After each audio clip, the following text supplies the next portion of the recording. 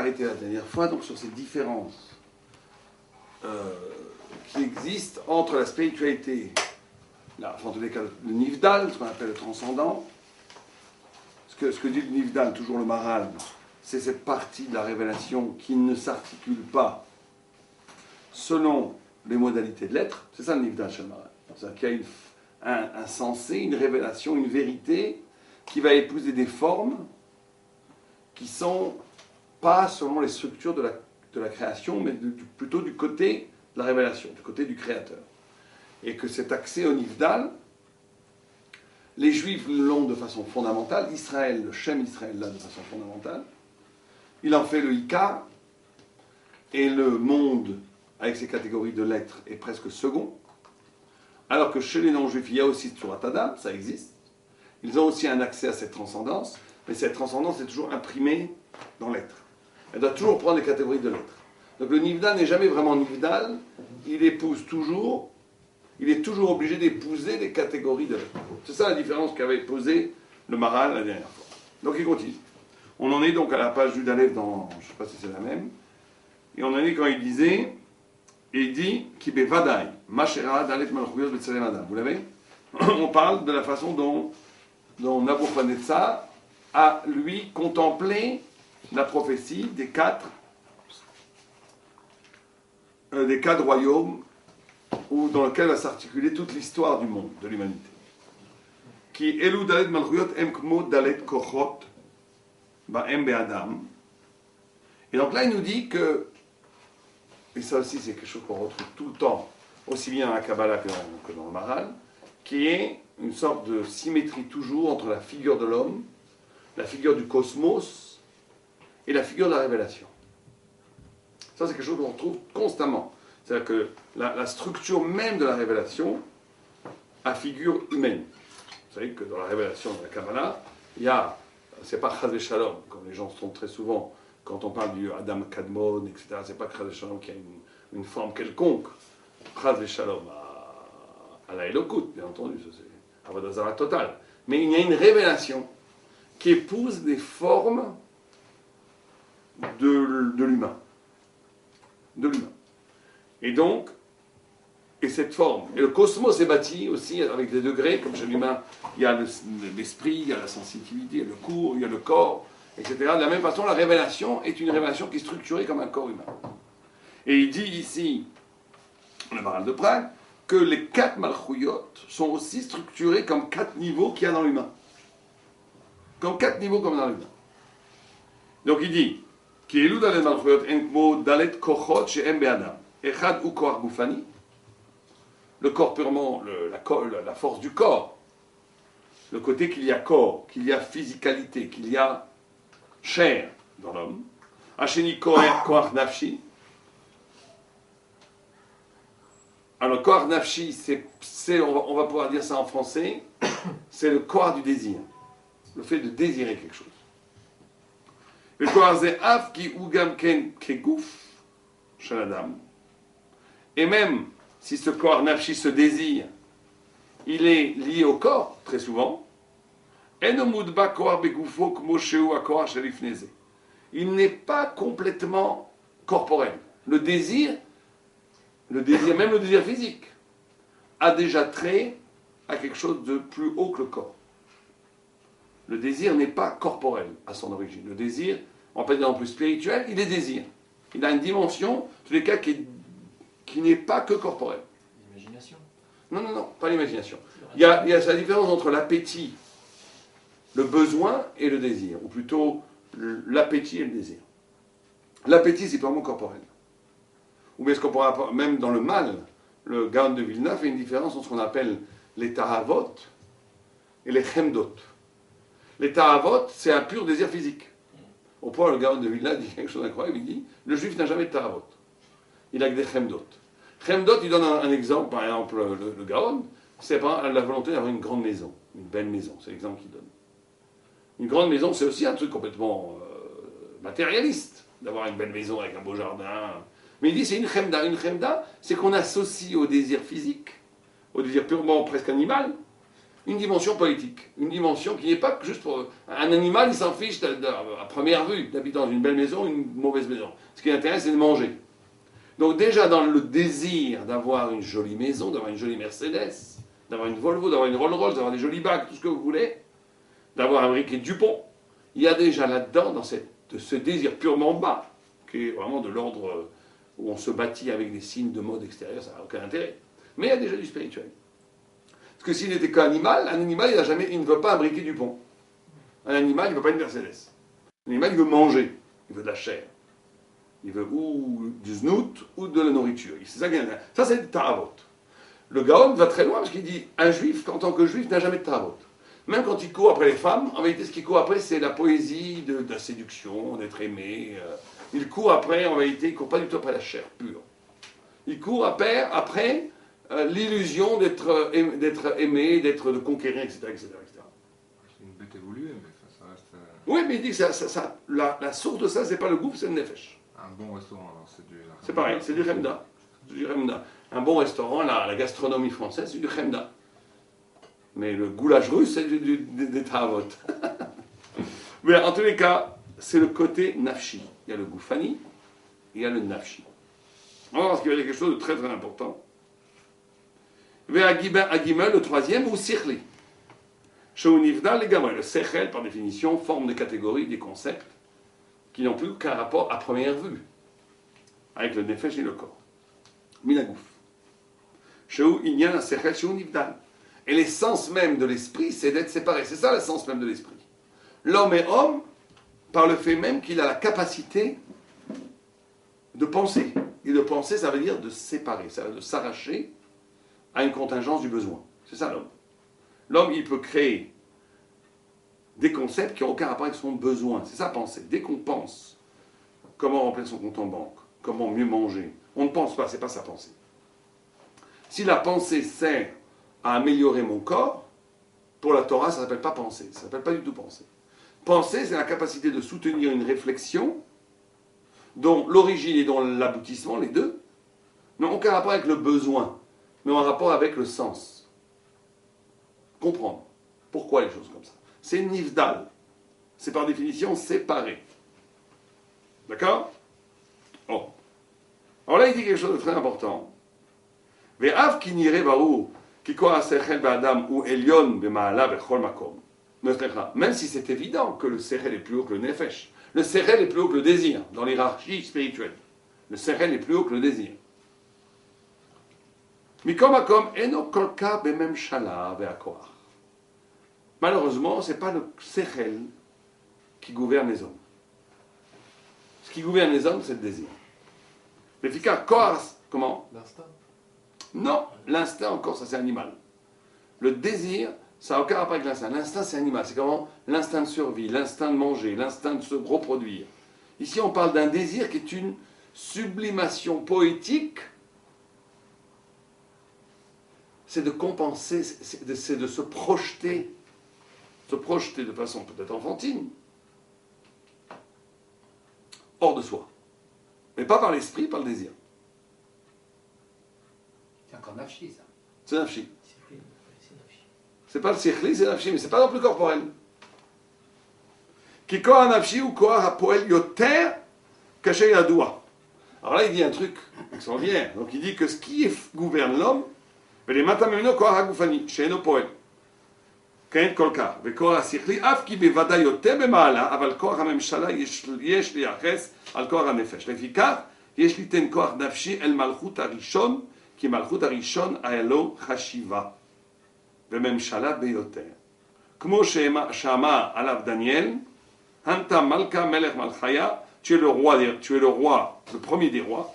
Daniel lui dit, וכך אמר גם כן דניאל, במראה השני, dans cette deuxième vision, Hataou Recha de Dava. Il a dit à Nebuchadnezzar, toi tu es la tête d'or.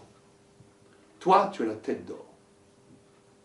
Donc ici il dit un concept, on n'a pas peut-être beaucoup de temps de l'étudier, on va avancer, mais un concept qui a été 300, 400 ans avant Freud, qui lui a retourné ce concept négativement, mais que ce qui domine l'homme, ce qui fait avancer les civilisations, ce qui est à la racine même de la malchoute, ce qui est le premier royaume qui est symbolisé par Babel, la tête d'or, c'est pas l'intelligence qui sera beaucoup plus tard avec la Grèce, c'est le désir. C'est le désir qui est à l'origine. Ici, vous savez que il y a toujours eu dans les penseurs, qu'est-ce qui est premier, le désir ou la pensée? Qu'est-ce qui est à l'origine même de la singularité humaine? Cette possibilité du désir, c'est cette possibilité de s'arracher à sa condition corporelle animale, pour se projeter, pour désirer quelque chose qui n'est pas moi. Est-ce que c'est ça le moteur de tout? Est-ce que c'est ça qui crée l'esprit? Ou est-ce que c'est l'esprit humain complètement nivdal qui est premier? C'est une grande discussion. On voit que le Maharal, il n'a jamais eu cette discussion. Le Maharal, c'est en même temps premier, mais c'est second. C'est premier en termes de qu'est-ce qui domine quoi de façon générale. Mais c'est second au niveau de la Mahala, au niveau de l'origine. Qu'est-ce qui est plus originel? C'est le Sechel. Qu'est-ce qui est plus noble? C'est le Sechel. Qu'est-ce qui est plus haut? C'est le Sechel. Mais qu'est-ce qui domine l'homme? C'est le désir. Au niveau de la même Shala et du Koach, et c'est pour ça que Babel et Nabuchodonosor, c'est la civilisation du désir. La Perse, c'est la civilisation du corps. Et Sechel et la Yavan, la Grèce, bien entendu, c'est la civilisation de l'esprit. Le quatrième terme, c'est Tselem Elohim, ce qui unifie tout ça. Du côté négatif, ça va être Edom, c'est la civilisation qu'on vit actuellement, on verra ça beaucoup plus tard. Mais en tous les cas, vous comprenez ici, l'idée que le désir est premier, en termes de même Shala, c'est l'idée que, comprenez, ça va très loin. Ça veut dire qu'on ne peut pas commencer même à penser, on ne peut pas commencer à exister s'il n'y a pas de désir. L'avant tout, c'est le désir. Ce qui fait qu'il y a vie, c'est le désir. C'est premier. C'est ça qui domine l'homme. C'est ça. Qu'est-ce qui nous fait avancer dans la vie? Qu'est-ce qui fait qu'on bouge? Qu'est-ce qui fait qu'on pense? Qu'est-ce qui fait même qu'on est spirituel? C'est le désir. Simplement, certains, il va désirer la contemplation de soi, d'autres, il va désirer beaucoup plus haut l'amour des autres, et celui qui est encore beaucoup plus haut, il va désirer l'amour de Dieu. Ça, c'est l'état premier de l'homme. C'est l'état premier de l'homme. Et qui a son pendant avec le Tselem, Elohim. Non, Tselem Elohim, c'est ce qui unifie les trois. Le corps, l'esprit et le désir. Ça, c'est le premier en termes que c'est ça qui fait que l'homme s'arrache à l'origine de sa condition d'animal. C'est le désir. Le fait que l'homme puisse désirer, c'est-à-dire qu'il se projette hors de soi, c'est cette projection hors de soi, le fait que je puisse désirer même, je vous prends le pire des choses, d'être adulé, d'être aimé, d'être... les gens, ils passent leur vie. Qu'est-ce qui fait bouger les hommes? Il y a très peu de gens qui courent après le plaisir, ça, toute la journée. C'est très rare. Il y en a, mais bon, c'est très rare. La plupart des gens, ils courent après le kavod. C'est ça qui fait bouger les gens. Qu'est-ce qui fait bouger les gens? Pourquoi les gens travaillent comme des fous? C'est pas tellement pour amasser beaucoup d'argent. C'est le kavod, c'est le regard social. Ça, c'est la petite part du désir. Qu'est-ce qui fait bouger les sadikim? C'est le savoir. C'est pas le savoir. C'est le désir de s'approcher de Dieu. C'est la dvékout. C'est le désir de la dvékout. Et même le savoir, même le sechel, il va être après le moyen pour savoir, le moyen pour s'approcher de Dieu. Mais à l'origine, tout est désir. Vous savez, c'est une idée incroyablement révolutionnaire. C'est une idée tout à fait moderne. C'est une idée qui a été découverte par les goïms, mais bien entendu, comme d'habitude, en la rapetissant toujours, en la rendant, enfin par les goïms, par un juif, hein, par Freud, mais toujours en la rendant comme ça, sans la Torah, tout devient petit. Mais c'est ce que Freud n'a pas dit autre chose. La grande révolution de Freud, c'est de dire que tout ce que les édifices moraux, les édifices religieux, les édifices, tout ce que intellectuel, spirituel, culturel, tout ça n'est que le produit du désir. Abraham, il a eu un désir? Bien sûr. Ah oui. Non, lui il pose une bonne question, il dit que dans le Midrash Pashut, on a l'air de dire que toute sa démarche est intellectuelle. Ouais. Mais qu'est-ce qui a fait poser la question? C'est ça qu'il faut se poser. Si on réfléchit sérieusement, qu'est-ce qui fait qu'un homme ne se contente pas comme une pierre de rester escalé? Qu'est-ce qui fait qu'un homme ne se contente pas comme un chat d'être au feu de la cheminée et de ne pas bouger? Je peux vous répondre que sa nature, par elle-même, oui. C'est quoi sa nature de savoir? Qu'est-ce qui motive le savoir? Qu'est-ce qui motive chaque mouvement? C'est que le désir. C'est un neshama qui frappe à la porte. Après, elle est entachée par le désir. Ça, vous parlez d'autre chose. Vous parlez maintenant de quelle est l'origine qui a désir. Ça peut être un neshama. Ça peut être même le fait que Dieu vous a parlé, bien sûr. Mais comment vous allez exister et comment le moteur existentiel de toute démarche va être le désir. C'est ça qui est cholette. Ce qui cholette l'homme, c'est le désir. Alors, quand on parle de nature, la nature, quand on dit nature humaine, voilà de quoi on parle. Nature, comment ça ne résout pas le problème. Parce qu'il faut toujours se poser la question, comment ça se fait que cette nature-là est justement une nature qui pose des questions. Donc on n'a rien résolu quand on dit la nature. On a juste dit que c'est sa nature, très bien. Mais comment ça se fait qu'il y a une nature comme ça? Qu'est-ce qui pose cette différence dans l'homme que l'homme s'interroge, s'arrache toujours à un matzam aleph pour aller à la bête, bête gimel tout le temps?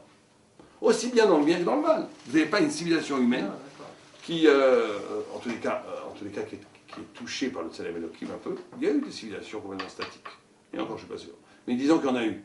Mais en tous les cas, eux, pour la Torah, c'est presque pas des humains. C'est-à-dire que pour la Torah, quelqu'un qui n'est pas capable d'avancer, de se projeter dans le désir, que ça, même dans le mal ou dans le bien, c'est quelqu'un qui ne respecte pas sa dignité humaine. Bien sûr, on peut toujours voir des gens qui ressemblent à des chats ou à des ours, comme on va voir, comme les Grecs, comme les Perses.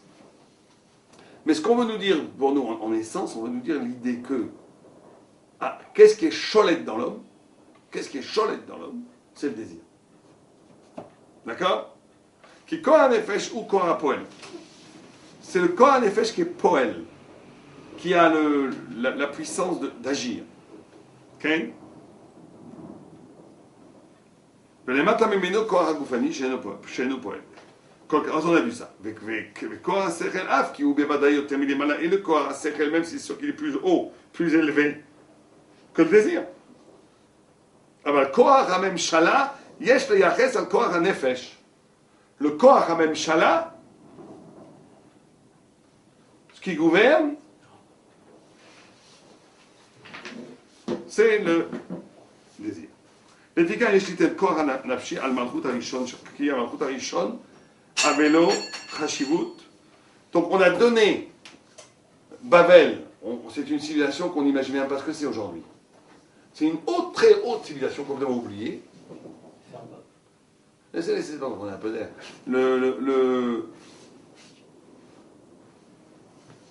C'est des feux d'artifice, j'espère.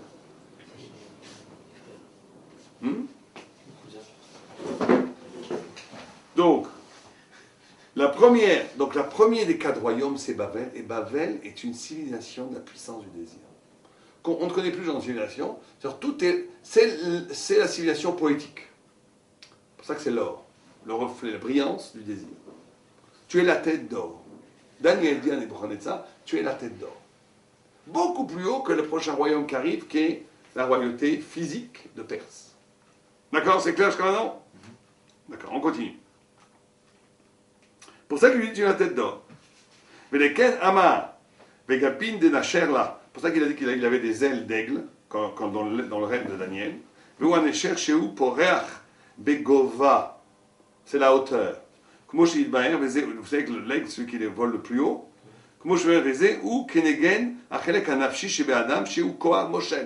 c'est celui qui domine. Le koar nafshi, c'est le koar de l'aigle dans l'homme qui domine.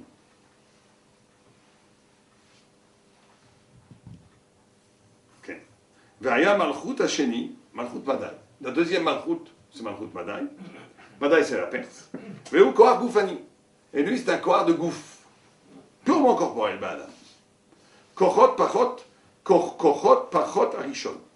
Il est moins que le premier. Le corps est toujours passif, il n'est pas actif. Mais quand il y a un corps à gouffre, ou chez où leolam chaser. Ça aussi, il donne un très grand yesod. Il dit l'essence du corps, c'est d'être toujours en manque. L'essence du corps, c'est d'être toujours en manque. Ou mekabel tamid, parce que le corps reçoit toujours. Et on va parler de ça un peu, il va en parler un peu plus, on va prendre 5 minutes pour expliquer ce principe, parce qu'il est très important. Mais vous savez que nous on vit dans Edom, et Edom a toujours les 3 dimensions. Il a toujours les 3 dimensions super puissance 4. C'est ça Edom. Ça, on va prendre. À la fin de Nermisa, il parle de Edom. Donc Edom, c'est vraiment la civilisation qui broie, qui récupère toutes les autres cultures et qui les maximalise. Donc il y a bien entendu, toutes ces dimensions n'ont pas disparu. Elles existent aujourd'hui dans la civilisation occidentale dans laquelle on vit nous. Pourquoi on ne fait pas référence à Mitzrayim? que Mitzrayim, c'est pas l'histoire, c'est comme le matriciel où est né Israël. L'histoire humaine commence, n'est intéressante à être vraiment humaine que quand l'Odyssée d'Israël commence. Avant, c'est des individus. Babel est avant. Non, pas du tout. Babel, c'est l'exil, c'est 1000 ans après le Matan Torah. Ah, vous regardez l'exil de... On parle pas de Babel, on parle de Nebuchadnezzar, pas de la tour de Babel, pas de Dora Non, Pataga. pas de Nimrod. Non, pas du tout. Tout ça, c'était des choses, de la même façon, l'Avdil, que Abraham, Yitzhak et Jacob ont vécu au niveau individuel. Toute l'histoire de Israël, Nimrod et tout vont vivre au niveau individuel, toute l'histoire des Goïms. C'est individuel, il n'y a pas la notion d'universel à cette époque. Où l'universel est porté par les individus, il est vécu par les individus. Il n'y a pas encore l'histoire des Malchouyot. Dans le sens de Malchouyot, elle ne va véritablement s'établir que quand il va y avoir Matan Torah. Avant ça, c'est une préhistoire. Chez nous, la préhistoire, c'est avant Arsinaï. La préhistoire, elle obéit à d'autres configurations, où tout est individuel, puisqu'il n'y a pas encore de peuple juif. Donc il n'y a pas encore véritablement de peuple. D'accord? Bon. Mais quand il y a le Kohar Hagouf, ou chez où les Olam Chaser. Le Gouf, son essence, c'est qu'il est les Olam Chaser. On va expliquer ça dans 2 minutes. Enfin, il va expliquer ça dans 2 minutes. Tamid, tout le temps. וכנגד זה מלכות שנייה, לכן אמרו דניאל על מלכות זה, וארו חיה, או חיבה, אחרי תנינה, דמיה לדוב. Il a vu le deuxième royaume, il l'a vu comme un ours. ואמרו בפרק 10 יורסין, dans קידושים, וארו חוות אחרי תנינה דמה לדב, תנא רבי יוסף, אלו פרסים, ça c'est les parsim, les Perses, שאוכלים ושותים כדוב. Qui mangent et boivent comme des ours, mais sur Balim Kedov, ils sont grassouillés comme des ours. Ou Megadlim Sahar Kedov, ils ont des poilus, ils sont poilus comme des ours. De quoi il parle? Hein, des Perses, de la civilisation perse, qui est venue après. D'accord? Ve'en al-Nemenoua. Pourquoi vous connaissez les Perses raffinés, c'est pour ça. Ouais. C'est comme ça que je l'ai compris. Oui, mais c'est une autre, ouais, peut-être. Il y avait un raffinement, c'est un raffinement du corps. C'est vrai, quand on lit la Moi j'en ai connu. C'était... Non, mais c'est pas les Perses d'aujourd'hui, ils sont musulmans, ça n'a rien à voir. Là. On parle des Perses, de la Perse, mais il y a un grand raffinement du corps. Hein. Quand on lit la Megillah Esther, et qu'on lit le Michté de Achashverosh et de Haman, et ça, c'était des Michtés extraordinaires. Il y a un raffinement extraordinaire, mais c'est un raffinement purement corporel. C'est corporel. C'est la civilisation du corps. Du corps. Pirouche em evakshim tamin livloa. Car quand le Maharal il parle toujours en termes d'essence. Maintenant, quand on dit ça, on comprenait. Vous pouvez avoir quelqu'un qui va maximaliser cette façon de vivre, qui va subtiliser ce genre de vie, qui va avoir l'air beaucoup plus élégant qu'un chassid qui est du Agmara. Vous comprenez? Il faut bien comprendre, on parle dans l'essence des choses. Dans l'essence des choses, il y a une civilisation perse antique. C'est une civilisation qui, dans l'essence, n'est concernée en dernière instance que par la jouissance du corps. Alors que cette jouissance du corps prend des figures poétiques, qu'elle prend des figures théâtrales, qu'on soit capable de créer de la porcelaine hyper raffinée pour bien morloter, et qu'on soit capable de créer des teintures magnifiques et de la musique sublime pour pouvoir manger ça avec un bon appétit, ça ne change rien. La racine de la civilisationnelle de ça, c'est le corps. Et le corps, quand il est grand, c'est pas simplement absorber, c'est la notion de créer un manque qu'il va falloir combler. C'est vivre une vie où je crée un trou, parce que la seule chose qui m'intéresse dans ma dynamique existentielle, la seule chose qui m'intéresse dans ma dynamique existentielle, c'est de combler le trou. D'où, et là je dis Khatati, les fumeurs. Le fumeur, il crée un manque, maintenant on est obligé de fumer. Mais pourquoi est-ce qu'on a besoin de combler ce manque? La grosse jouissance, c'est que maintenant j'ai un manque, je suis en manque, j'ai besoin d'une cigarette. Je la prends, je comble le manque. Ça c'est une façon corporelle d'exister. C'est ça le corps. Donc là c'est beaucoup plus raffiné, c'est pas que... On ne parle pas ici d'un gouin qui va s'étaler par terre, manger du foie gras toute la journée. On parle qu'on va créer, que le corps, l'essence même du corporel, c'est d'être en manque. La drogue c'est pareil. Ce qui est recherché dans l'inconscient du drogué, c'est le manque que je vais pouvoir combler. Parce que si je n'ai pas de manque à combler dans une vision corporelle, je suis un homme mort. Il n'y a plus d'intérêt à la vie. Ça va très loin ce que vous dites. Et le désir, c'est pas aussi de combler un manque de Shabbat, etc. Peut-être, il y a des désirs qui peuvent être que d'origine corporelle.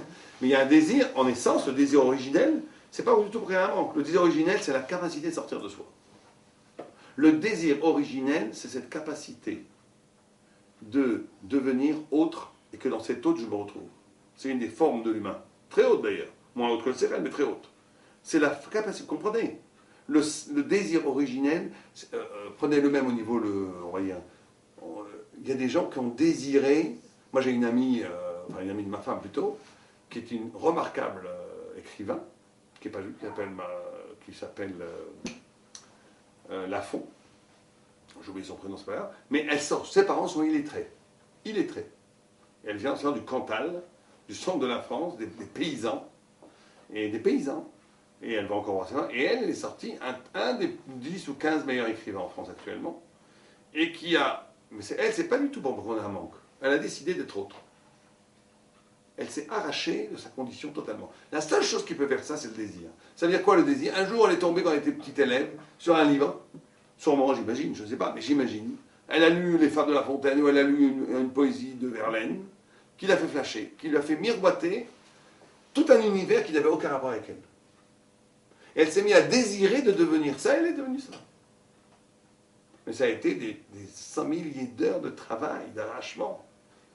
Pourquoi? Mais qu'est-ce qui a pu motiver une chose pareille? C'est la capacité, bon ça c'est dans la goïtude, mais pour nous c'est pareil.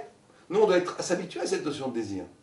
On doit, quand on lit un texte de Gemara, quand on lit un texte de Kabbalah, quand on lit un texte d'Amidrash, quand on écoute des livrets des Chazal, on doit être capable de s'arracher de son petit train-train, de s'arracher et de devenir... Vous savez que, je ne parle pas, quand on donne des cours, vous donnez des cours, quand on donne des cours, vous voyez tout le temps qu'il y a deux sortes de personnes. Des gens qui, ça fait tilk, ce que vous parlez, parce que ça éveille chez eux un désir de quelque chose qu'ils ne connaissaient pas. Et ça les élève vers le haut. Tu as des gens, vous pouvez leur dire n'importe quoi, ça ronronne. Ils s'en fichent complètement, ça ne les intéresse pas.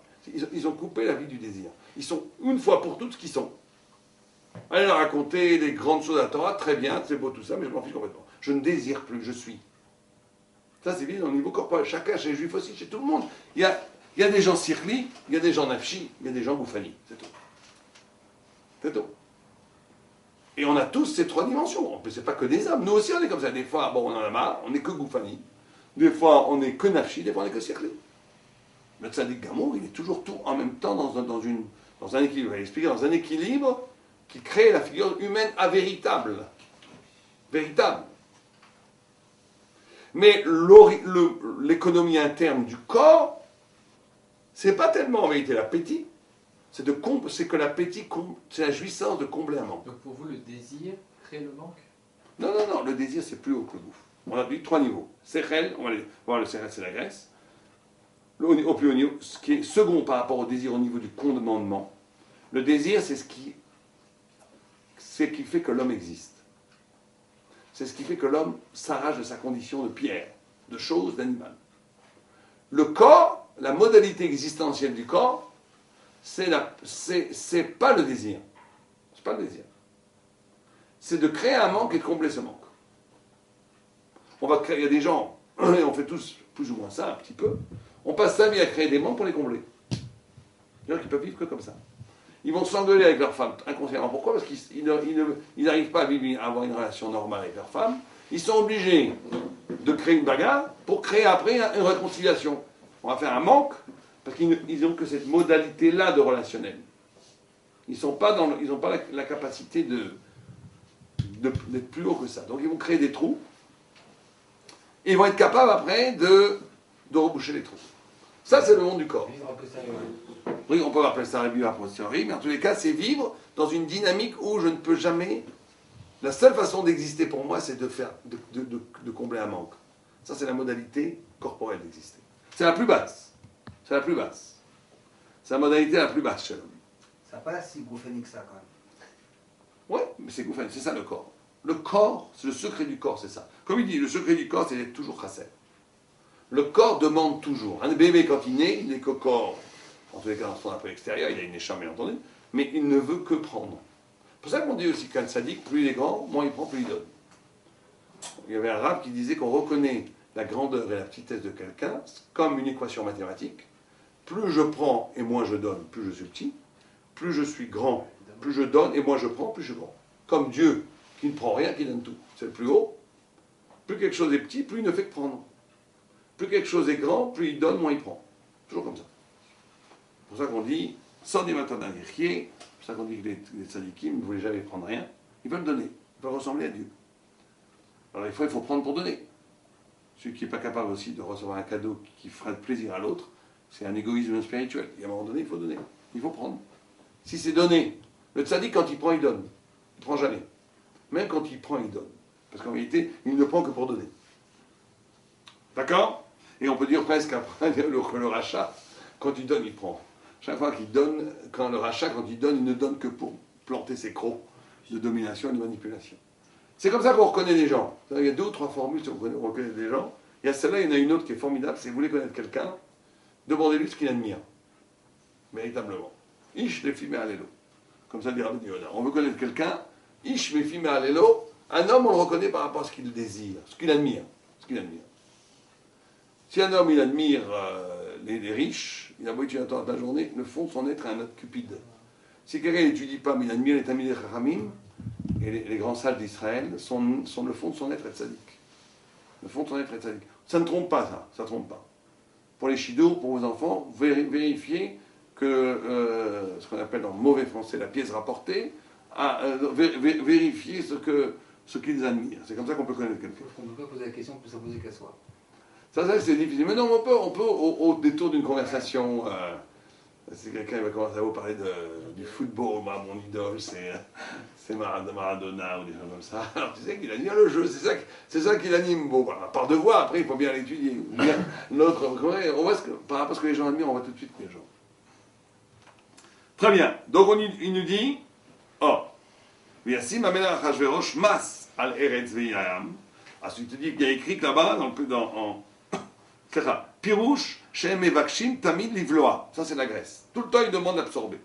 Car Umidatam, c'est Amida. Velekan Ktiv Etzel Malchut, Ze, Megillat Esther, Veyasem Amelech, Achashverosh, Mas, Al Erez, Ve'iyayam. Il y a écrit qu'il a mis un mas. Alors demande le Maral, qu'est-ce qu'on s'en fiche qu'on va nous raconter pendant des dizaines de siècles que Chirac a fait un nouvel impôt? On s'en fiche complètement. En quoi c'est écrit un Torah, ça? Il te dit, c'est pour t'enseigner. שהיה חסר ומבקש תמיד. סליחה, ורק שבא לומר שכל זה כוח אחשוורוש. אחשוורוש, il met des impôts tout le temps, il veut prendre, il est חסר. שהיה חסר ומבקש תמיד למלות נפשו. Comprenez ce que ça veut dire, c'est ça le corps. Le corps, c'est le vide sidéral.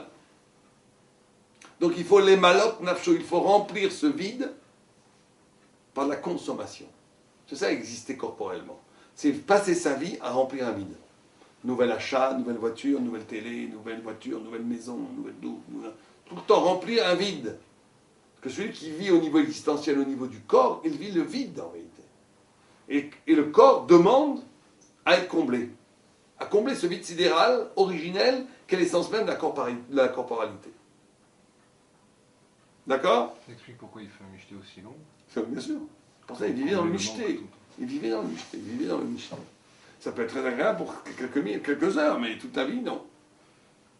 D'accord? Veze aya etzem malchut shniya. Ken amar Daniel, azot, ok?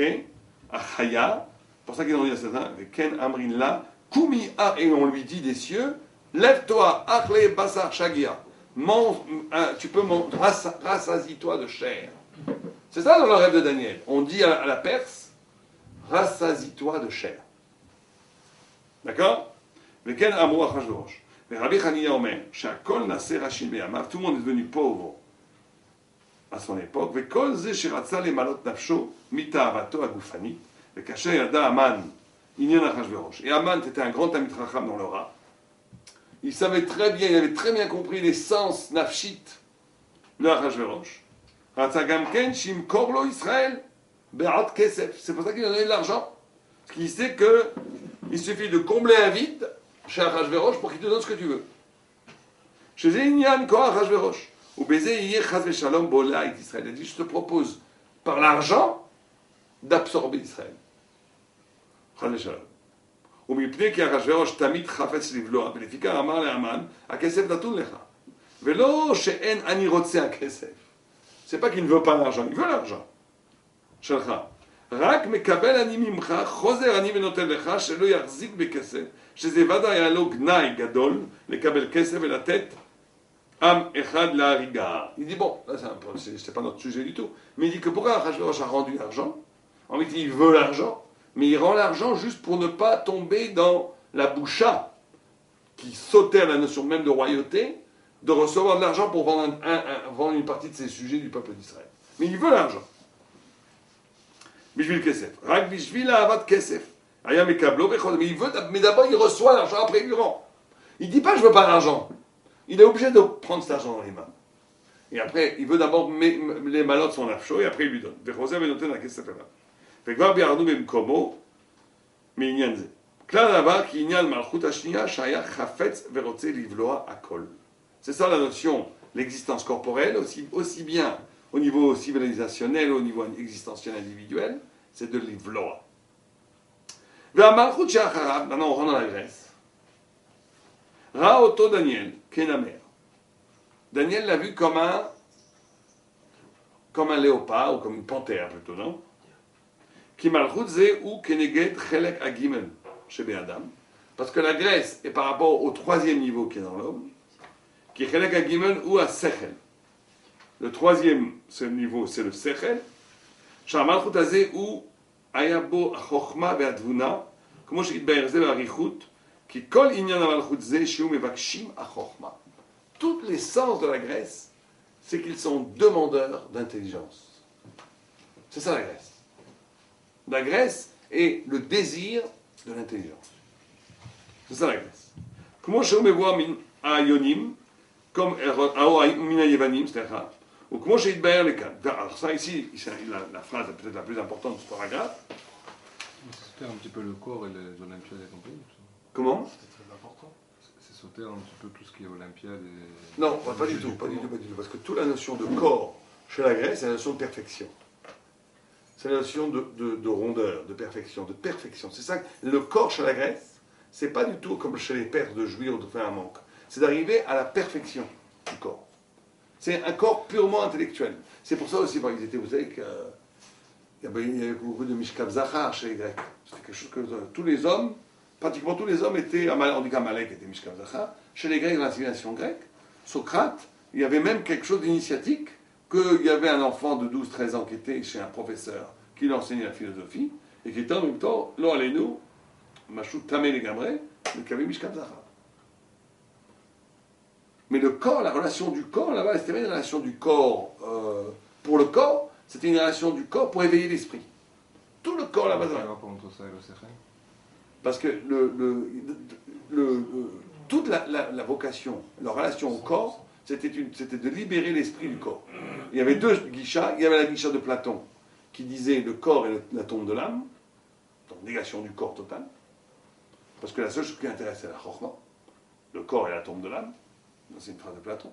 Et tu avais la guicha des sophistes et des épicuriens qui disaient non, au contraire, le corps, il faut le satisfaire en harmonie pour pouvoir penser. Mais tu vois que toute leur relation au corps, c'était comment faire que le corps te laisse tranquille pour réfléchir. Oui, mais le Mishkav Zachar, c'est l'inverse de l'harmonie. C'est le côté BMA.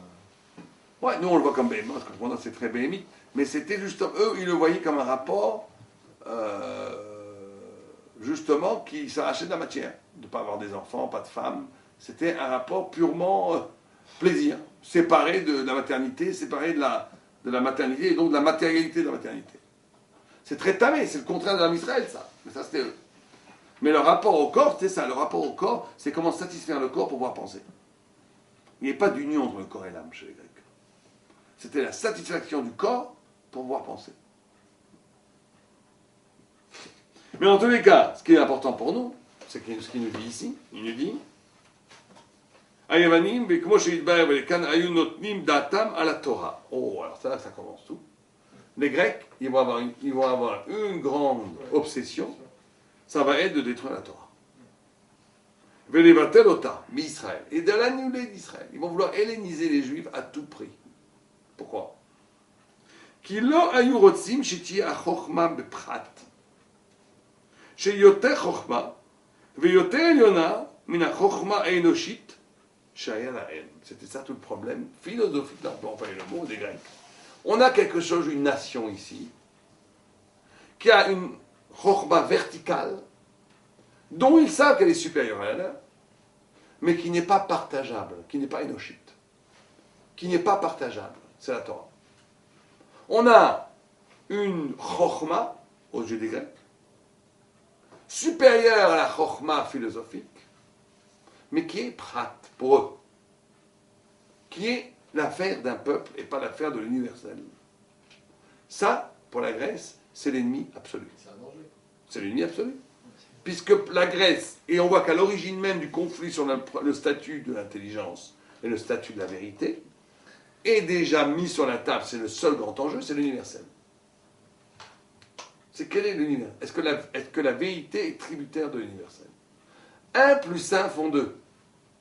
Ça, c'est vrai pour tout le monde. Ça, c'est la Grèce. Une vérité qui est vraie pour tout le monde et qui est partageable pour tout le monde. Vous savez que ce n'est pas un hasard. C'est ceux qui ont inventé la mathématique, ou les mathématiques, c'est les Grecs. Pourquoi? Parce que les mathématiques, c'est la science du neutre. C'est la science du neutre. C'est une intelligence phénoménale, mais qui n'a... Oh, tout le monde veut dire 1 plus 1 font 2. Un Esquimau, un Africain, un Américain, un Européen, tout le monde dit 1 plus 1 font 2. Tout le monde a besoin de cette mathématique. Tu vas sophistiquer ça après avec des formules mathématiques à l'emporte-pièce tant que tu veux. Mais c'est quelque chose qui est partageable. C'est pour ça, partageable, donc universel. Et à l'origine même, la Grèce pose comme absolu qu'une vérité soit partageable. Si la vérité est l'affaire d'un peuple, même si elle est supérieure à la vérité universelle, il faut absolument la détruire. Ça, c'est la Grèce. C'est pour ça que Tsion a pour étymologie, d'ailleurs en français aussi, c'est la même étymologie, letsayen, signifier, dire du sens. D'ailleurs, signifier, vient le signe, vient sûrement de Sion, de Sion. Sion, signe, même en français, c'est passé. En anglais aussi, sign, ça vient de Sion. Il y a un endroit qui dit quelque chose, mais qui reste. Mais ce dire est un dire initiatique, c'est un dire qui ne se partage pas. Il n'y a que les élus qui peuvent écouter la parole. Ça, ils ne peuvent pas supporter. C'est pour ça qu'ils mettent une avodazara dans le Kodesh HaKodashim. Ils veulent sotem ce signe. Ouais, c'est ça que vont faire les Grecs. Ils veulent sotem, boucher. Avec s'ils auraient pu mettre 1 million de litres de béton, ils l'auraient mis. Ils veulent boucher la révélation d'une parole qu'ils pressentent infiniment plus grande que la parole philosophique, que la parole scientifique, mais qui pour eux les rend complètement caduques. Ils n'existent pas. Il faut être initié, il faut être juif pour l'écouter, cette parole. Il faut devenir Israël, au sens noble du terme, c'est-à-dire qu'il faut sortir de l'être, comme on a dit. Il faut aller au-delà de l'être. Il faut écouter le radicalement autre. Il faut une initiation phénoménale, qui nie l'essence même de l'universel grec. Et donc là, on va avoir une lutte sans merci entre la Grèce et Israël. Parce qu'il ne s'agit pas simplement ici. Jusqu'à maintenant, les Perses, ils en voulaient à notre argent. Les autres, ils en voulaient à la splendeur. Quel est le plus splendide, le plus grand, le plus beau? C'est pas très grave, tout ça. Avec les Grecs, ça va être le combat du siècle, parce qu'il va être posé quelle intelligence est supérieure à l'autre. Or, les Grecs reconnaissent que l'intelligence juive est supérieure au niveau vertical, mais ils te disent, ce vertical, c'est un roseau qui monte jusqu'au ciel, mais c'est un roseau. Nous, on vous propose quelque chose de plus bas, mais qui va s'étendre sur les 4 étendues de l'univers. Et c'est celle-là qui est plus fondamentale que la vôtre. C'est ça la lutte qu'il va y avoir entre Israël et la Grèce. D'accord? On va voir, il va développer ça, mais ça c'est le premier, c'est le socle conceptuel sur lequel il bâtit les prochaines pages. C'est hyper important. C'est le débat fondamental qu'on a avec la Grèce. D'accord? C'est pas la multiplicité face à l'unicité. Non, c'est pas à ce moment-là. On peut aussi te dire que ça rejoint ça. Ce qu'on avait dit au début, que le Hé, que le monde a été créé avec le Hé, que les 4 nations sont le Dalet, que les 4 civilisations qui sont toute l'histoire de l'humanité sont le Dalet, et que nous on est le Yud, tu peux traduire maintenant chaque combat avec les 3, avec les 4, comme ça. C'est évident que la Grèce, qui participe lui aussi du Dalet, qui est le plus haut dans le Dalet, mais qui participe du Dalet, va vouloir instituer une intelligence, une chorma, une sagesse, qui va rendre compte du Dalet, qui va justement aller dans les 4 coins, et qu'on ne veut pas de cette intelligence Yud qui est inaccessible pour nous. On n'en veut pas. On voit qu'il morcelle tout, par le logos, par les différents dieux qu'il crée. C'est tout le contraire de nous qui mettons une source unique. Oui, oui, tout à fait. La multiplicité, l'écartèlement du savoir. Mais il y a quand même un souci, on va voir, c'est pas si simple. La Grèce a un souci de vérité. Un souci de vérité. Oui, pour le circonscrire, elle a besoin de casser. Oui, mais elle va créer un système. La Grèce va créer un système intelligible, du sensé, qui va pouvoir, de façon unitaire, rendre compte de tout. D'accord? Comme chez Torah, chez Chokma la kol. La Chokma azot chez la kol, lo shayach el umot.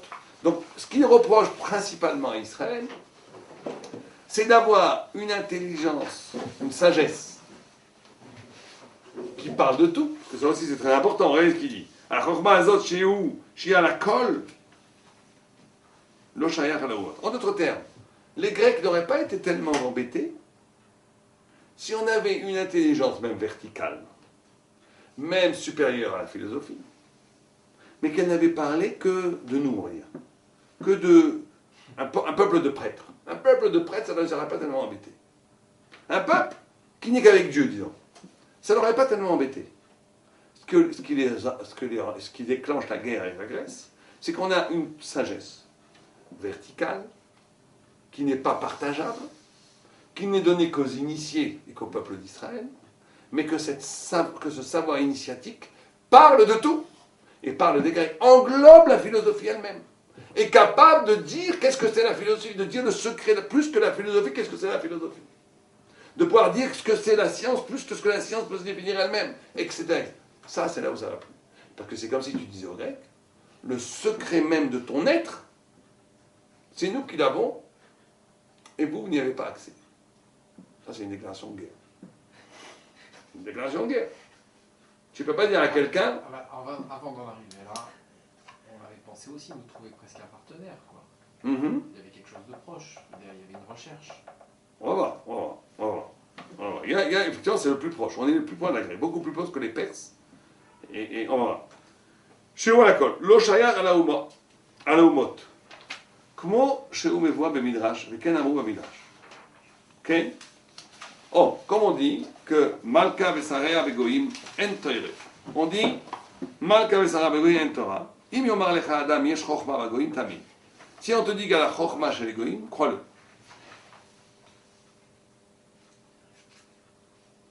Ada ou derti, parce qu'il est écrit Ve'havadeti chachamim me Edom, et je détruirai dans Ovadia qui était un guerre de Edom, donc il y a une égoï qui s'est converti, c'est le seul prophète guerre.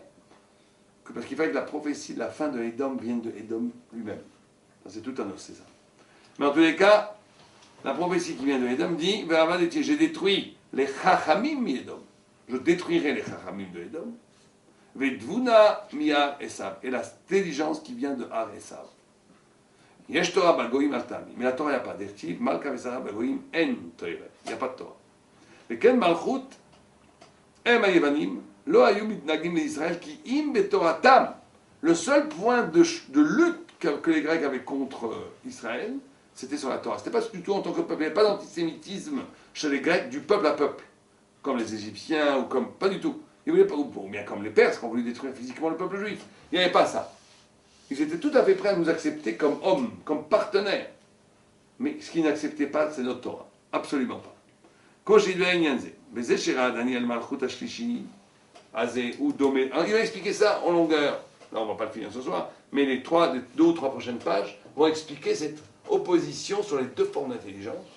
Et c'est ça qui est fascinant dans Ber Mitzvah, c'est qu'il va te développer qu'est-ce que c'est l'intelligence philosophique. Quelle est la chokhma très très haute, qui vient, mais qui a pour origine la pensée autonome. Ça va être une pensée humaine qui va monter le plus haut possible, mais à partir d'elle-même. Ce qu'on appelle la pensée autonome. La grandeur de cette pensée-là, c'est qu'elle a la possibilité d'englober tout. Quand l'homme se pose comme centralité de l'être, c'est pour ça que Yavan, c'est Gamatria combien 66. Echal, 64, si je ne me trompe pas. Echal, c'est la Yuda, ouais, 65. C'est ça, 65. Et la Yavan, c'est 66. La seule chose qui va dépasser Yavan, c'est C'est Bina. 67. C'est-à-dire qu'il va falloir inventer. La philosophie a la capacité de se mettre au-dessus du Echal, vous comprenez? Il peut se mettre au-dessus du Echal. Il peut englober dans son logos, dans son discours, la grandeur du Echal. De dire oui, c'est des corbanotes, les corbanotes, le besoin de l'homme, la spiritualité, le sacrificiel, blablabla.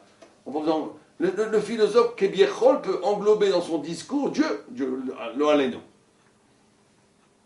Kebiechol. Il se met au-dessus de tout. Il n'y a qu'une chose qui va le battre, c'est la Bina. Une autre forme d'intelligence qui a une origine plus haute que la pensée. C'est pour ça qu'on a pu vaincre les Grecs que par Missirut Nefesh. C'est que par Missirut Nefesh, c'est pas un hasard si la victoire d'Israël sur la Grecque, ça a été quelques dizaines de Juifs contre des armées.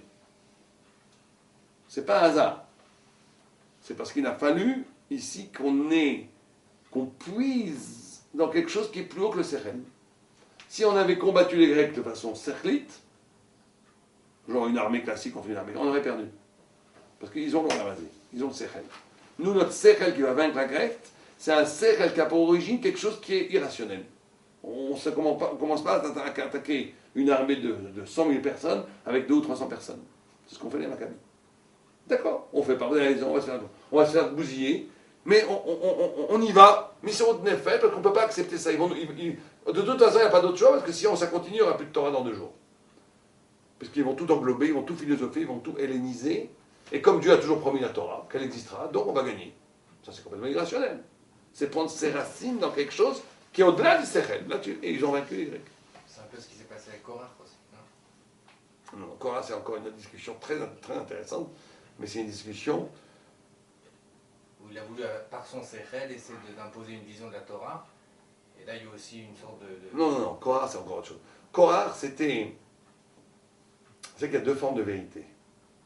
Il y a la vérité d'en haut, qui est l'ange de vérité, quand Dieu a voulu créer l'homme. Cette vérité a dit, Alibaré, ne crée pas l'homme. Il y a une vérité qui part du Haaretz. Dieu a pris la vérité, il a jeté la terre, elle va émettre Tzmach mi Haaretz. Elle vient du bas. Korach, il a voulu s'identifier à la vérité originelle. En gros, pour faire très très court. Korach, il a voulu dire que le statut absolu de la vérité, ce n'était pas le statut de la vérité qui venait du sol, qui venait d'ici, qui venait avec le processus de la négation du sheker. Ce n'était pas la vérité qui disait la vérité du sheker, c'était la vérité en soi. La vérité absolue. Du moins qu'il n'y en avait plus besoin de cette vérité-là intermédiaire. Plus que ça, il a voulu carrément... Vous avez raison que Korach et Moshe avaient une seule et même discussion qui était, comme les Grecs et les Juifs, le statut de la vérité. Leur discussion, c'était le statut de la vérité. À savoir quelle est la vérité la plus efficience. Et c'est pour ça que Korach est mort comme il est mort. Parce que quelqu'un qui pense la vérité comme il pense Korach, cette vérité, elle dit Alibaré. Donc Korach, la terre s'ouvre et l'absolu, il ne peut pas exister. On ne peut pas exister dans un système où on pense la vérité miné ou bé. Vous comprenez? Quand la notion du talit bleu qui n'a pas besoin de film, c'est-à-dire qu'une vérité qui est n'a pas besoin de sortir d'elle-même pour être. La vérité est en soi. Donc on dit Kolam Kdoshim, qu'est-ce qu'il dit? On n'a pas besoin de Moshe. On est en nous-mêmes, par nous-mêmes. Je n'ai pas besoin de Moshe pour atteindre ma vérité. Vous savez, les gens comme ça vous disent, les bouddhistes, c'est les bouddhistes. Korah, c'est les bouddhistes. Navdi, le Korah était 1000 fois plus fort que les bouddhistes. Mais cette façon, genre, tout est en moi. Miné ou bé, je deviens. Je deviens. Je suis là, absolu. Je n'ai pas besoin d'aide, j'ai pas besoin de kippa, j'ai pas besoin de tzitzit, j'ai pas besoin d'aide extérieure pour devenir. Ouais. Ces gens-là, ils sont absorbés par la terre. Ça veut dire que le réel en soi les expulse. Parce que toute la vérité, toute l'existence humaine, ce qu'on a dit au début, c'est le désir. C'est être capable de sortir de soi. Tu ne deviens que quand tu t'allies à quelque chose d'autre. Tu ne deviens que quand tu es pour l'autre et quand l'autre est pour toi. La vérité n'advient que si elle sort d'elle-même. Si tu es dans une modalité de vérité qui est la vérité de Korach, tout devient, en vérité, l'être le plus absolu rejoint le néant. C'est pour ça qu'il est mort dans le néant. L'être le plus absolu rejoint le néant. Mais c'est toute une autre chose, ça, quoi. Mais c'est vrai que c'est très proche, vous avez raison. C'est proche en tous les cas, dans la notion, quel est le statut de la vérité. Ils ont la même discussion. Quel est le statut de la vérité? Mais c'est pas la même. Mais Korach est infiniment plus spirituel que la philosophie, dans la mesure où lui, il fait appel à une vérité plus originelle que la vérité même de la Torah, puisqu'il fait appel à une vérité qui était avant même la création de l'homme. Quand Dieu a créé l'homme, il a dit Ibaré Alibaré, Ibaré Alibaré. Vous savez, ce fameux miracle que Rav Shapira amène tout le temps, qui est magnifique d'ailleurs, où il y a Baré Alibaré, et l'ange de vérité dit ne crée pas l'homme, parce qu'il est Kulo Sheker. Pourquoi il est Kulo Sheker? D'abord, il n'est pas Kulo Sheker. L'ange de Chesed dit crée l'homme, il est Chesed. Pourquoi dans le Chesed? Vous avez des hommes qui ne sont pas Chesed. Et vous avez des hommes qui disent la vérité. Donc pourquoi dans vérité, il a dit des Kulo Sheker? Le Shalom, il a dit des Kulo Ktata. Et le Chesed a dit crée-le, parce qu'il est capable de Chesed. Pourquoi? Pourquoi ici oui, ici non? Dans les deux, il y a des hommes qui font un l'effet. C'est parce que quelqu'un qui a la possibilité de mentir, il est Kulo Sheker, aux yeux de la vérité d'en haut. Quelqu'un qui a la possibilité de mentir, il est déjà dans le monde du Sheker. La vérité elle ne supporte pas la possibilité de mentir. Ça veut dire quoi la possibilité de mentir? C'est-à-dire qu'il peut y avoir autre chose. Moi, même si. C'est pour ça que Moshe, il ne voulait pas parler aux anges. Moshe a dit ils vont me brûler avec leur Evel Piv. Ils vont me brûler les anges avec leur Evel Piv. Pourquoi ils vont brûler Moshe? Parce que les anges de vérité, ils ne supportent pas un homme qui peut dire le mensonge. Ah, Moshe n'a jamais dit, on est sûr, une parole de mensonge de sa vie. Mais il peut le dire. Rien que ça suffit pour être destructible. C'est fini. La vérité, comprenez, quelqu'un qui a 0,3% de mensonge, c'est déjà Kulo Sheker.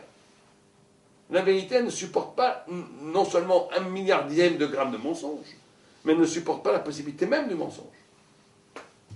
Et donc, cette vérité-là que voulait imposer Korach. Mais si tu essaies d'imposer cette vérité-là, Minéoubé, tu détruis. C'est pour ça que Moshe, il était sûr qu'il ne mourrait pas d'une mort normale. Il a dit ces gens-là ne mourront pas d'une mort normale. Ils mourront d'une mort spéciale. Parce qu'ils se vont contre l'essence même de pourquoi le monde a été créé. Le monde a été créé pour que la vérité apparaisse à l'épreuve du mensonge. Pour que la vérité se donne justement quand elle sort d'elle-même, qu'elle ne dépende pas d'elle-même, qu'elle ne soit pas minéoubée. Donc quelqu'un qui proclame une vérité qui est minéoubée, il proclame le néant de lui-même. Puisque l'essence même humaine, c'est une vérité qui n'est pas minéoubée. La vérité, c'est pour ça que la vérité et le chesed sont infiniment liés à la Torah. Il n'y a pas de vérité sans amour. Il n'y a pas de vérité sans don, il n'y a pas de vérité sans recevoir. Il faut du lien. Il faut du lien. Pour qu'il y ait du sens, il faut du lien. Il a essayé d'inaugurer une pensée de vérité sans lien. Donc ça rejoint. Mais la Grèce, c'est autre chose. La Grèce, c'est le problème de l'universel. Ce n'est pas le problème de quel statut de la vérité absolue, originelle, ou dans sa dimension de créer. Elle est dans la nation. Bon, on va finir au moins ce paragraphe. Parce qu'on avance doucement. Mais c'est pas grave. On avance quand même. Hein. Donc, ולעיקר המלכות הם היוונים, לא היו מתנגדים לישראל כי אם בתורתם, כמו שנאמר, וזה שראה דניאל מלכות השלישי, אז זה שהוא דומה לנמר. כי זאת, qu'est-ce que vous avez, parce que moi il s'est effacé ici. Très bien, personne ne suit, c'est pas grave. כי זאת החיה. כי זאת החיה היא עז ביותר, עז או עז ביותר. כמו שאמרו באבות, הרי עז כנמר. אז כנמר. וזאת המידה היא שייכת אל אשר הוא מוכן אל החוכמה. כמו שאמרו חז"ל, ולא הביישן לומד. Ok, je ne veux pas trop bâcler, c'est vrai que c'est dommage. Mais ici, la sagesse est liée à l'audace. L'intelligence est liée à l'audace. Il n'y a pas d'intelligence sans audace. Ce qui est très intéressant, c'est qu'ici on te dit lo abaishan lomed, alors que le Orchot Tzadikim il dit que les sens d'intelligence c'est la boucha. À un point qu'il a dit j'ai jamais vu un baishan qui n'est pas chacham, et j'ai jamais vu un chacham qui n'est pas baishan. Donc il y a une soi-disant contradiction qui est que pourquoi est-ce que la boucha est fondatrice de l'intelligence? Parce que la boucha c'est de savoir pourquoi est-ce qu'ils étaient nus avant la faute, Adam et Chava, et dès qu'ils ont fauté, ils ont obligé de se couvrir, d'avoir la boucha. Parce qu'avant la faute, ils étaient parfaits. Quelqu'un qui est parfait n'a pas besoin de se couvrir. Un animal est parfait. Il n'a pas fauté, un animal, il est comme Dieu l'a créé, il est parfait. Il n'a pas besoin de se couvrir. Un homme, dès qu'il faute, il rentre en lui l'imperfection. Donc il doit couvrir, il n'est plus parfait. Quelqu'un qui ne se cache pas, qui n'a pas de boucha, c'est le pire des idiots. Il n'est même pas conscient de son manque. Il n'y a pas plus grand ridicule que quelqu'un qui affiche son manque. Il n'y a pas plus grand ridicule. C'est ça le ridicule. L'essence du ridicule, c'est d'afficher son manque.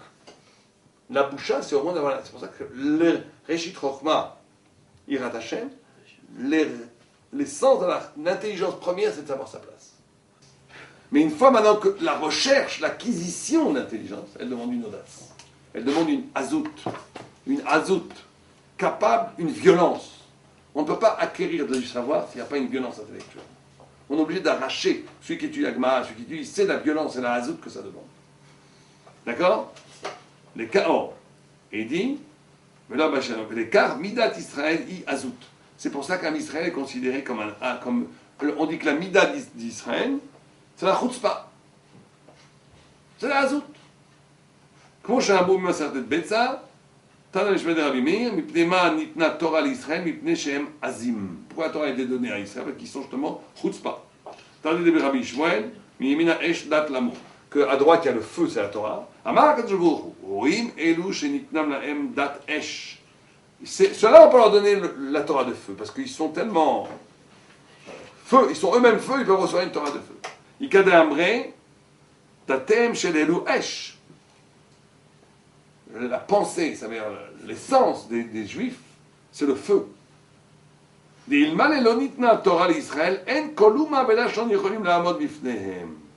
n'avaient pas reçu la Torah, on aurait détruit le monde. Vous savez, quand les grands antisémites disent le peuple juif veut détruire le monde, vous savez, si on reconnaît les Juifs, il faut lire les textes des grands antisémites. C'est extraordinaire comment ils ont la vision réelle des Juifs. Bilam, c'est celui qui a fait la plus belle poésie jamais donnée sur Israël. Bilam a décrit le peuple d'Israël en essence.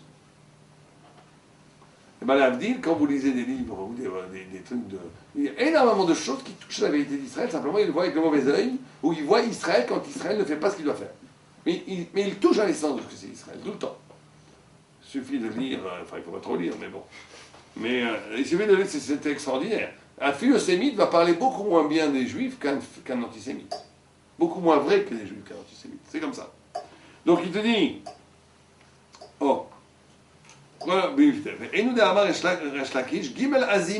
y a trois personnes qui sont az. Le coq, et le M Israël Beumot. Le coq chez les animaux, le cactus, pas le cactus, le caprier chez les plantes, il est chutzpah, il s'accroche à des pierres. Azout, il ne sait pas chutzpah, c'est plutôt une violence d'exister ou une violence d'arriver dans des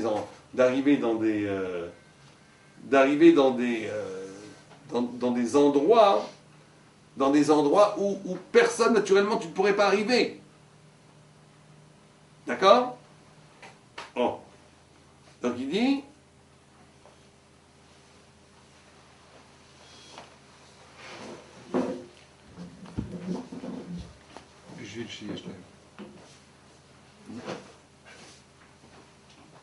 פירוש שבשביל שיש להם התורה ובשביל זה דתיהם אלו הוא הש, comme la Torah c'est esh et que leur date est esh, יש תוקף והוא עז ולקח ישראל הם עזים באומות. Ok, on va s'arrêter là. C'est très important la suite parce qu'il va commencer à dire que chez les Grecs aussi il y a cet azout. C'est pour ça qu'ils sont namers, qu'ils ont aussi l'audace du savoir et que comme les Grecs aussi ont cette azout, cette audace du savoir, il va avoir une confrontation extraordinaire sur le statut de l'intelligence et du savoir entre Israël et les Grecs.